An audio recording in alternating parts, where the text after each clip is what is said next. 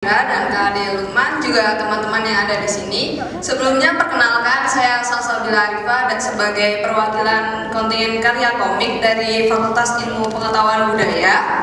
Boleh next slide? Nah, cerita yang saya bawakan berjudul Imajiner.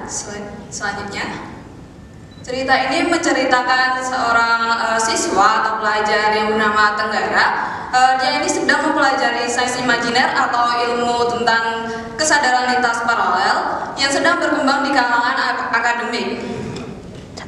Nah, seringkali perpindahan ini terjadi tanpa disadari alih-alih sepulang sekolah. Tenggara ini mengalami perpindahan paralel ke masa Mataram yang menjadi seorang citraleka atau penulis prasasti. Jika ingin kembali ke imajiner aslinya atau kesadaran aslinya, citraleka harus menyelesaikan syarat tersirat oleh sang Dwarapala. Nah, Dwarapala ini adalah penjaga dari suatu tanah. Kemudian dalam menyelesaikan syarat ini, itu ada atma atau jiwa yang akan memimpin citraleka dalam memenuhi syarat Dwarapala, yakni jiwa yang baik dan menghargai waktu yang ada. Next slide. Nah, kemudian ada di slide pertama, cerita ini diawali dengan Tenggara sepulang sekolah dengan sepedanya, namun tanpa ia sadari sepedanya itu terpelosok karena kerikil yang ada di jalan.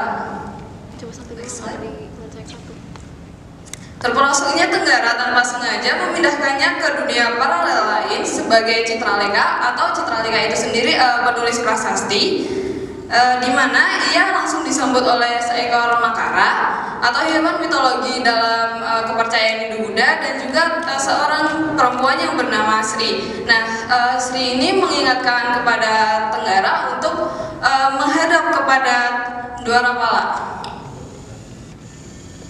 Selanjutnya, citraleka ini pun menemui sang Dwarapala, di mana Dwarapala memberikan dua syarat kepada citraleka untuk mendapatkan lancana atau cap prasasti yang digunakan untuk upacara penetapan sima.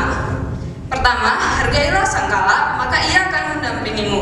Kedua, semakin banyak kau beri, maka semakin banyak dia kembali. Selain itu, Dwarapala memberikan pengingat kepada citraleka untuk menerima lancana sebelum waktu gerhana bulan tiba. Waktu itu dipercayai kesakralannya untuk menetapkan upacara sima. Citraleka juga diberi peringatan oleh Dwarapala untuk menjaga bekalnya agar tidak kehabisan untuk ditukar ke sangkala. Kemudian alih-alih bergegas untuk menuju ke sangkala, Citraleka memilih untuk bersantai, namun di tengah bersantainya makara mengendus adanya bahaya. Seorang penadah pun datang tanpa disadari dan menyekap temannya Citraleka.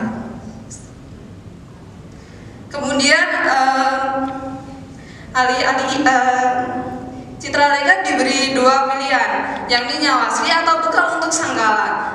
Di tengah ketegangan antara Citraleka dengan penadahnya tadi, ia memilih haruskah dia memberikan bekal itu untuk mendapatkan lancana dan kembali ke imajinerasinya, atau menyelamatkan nyawasri.